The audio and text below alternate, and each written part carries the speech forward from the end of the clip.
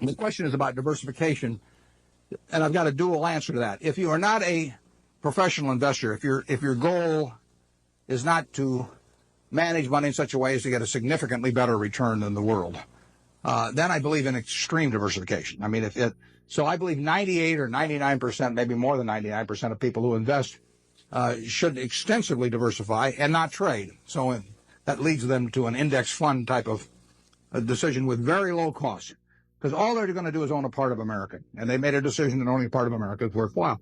I don't quarrel with that at all. That is the way they should approach it, unless they want to bring an intensity to the game to make a decision and start evaluating businesses.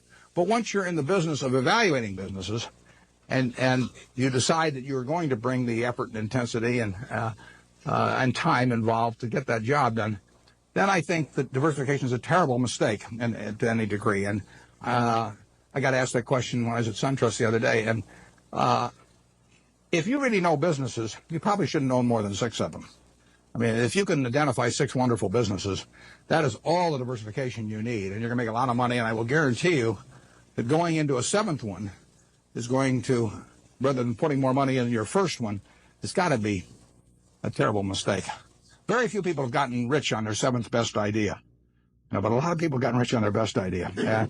Omission is way bigger than commission. There's big opportunities in life have to be seized. We don't do very many things, but when we get the chance to do something that's right and big, we've got to do it.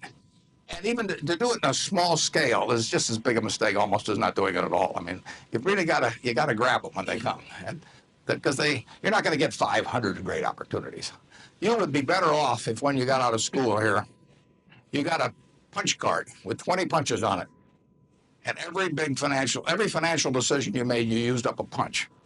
You'd get very rich because you'd think through very hard each one. I mean, you went to a cocktail party and somebody talked about a company you didn't even understand what they did or couldn't pronounce the name, but they made some money last week and another one like it.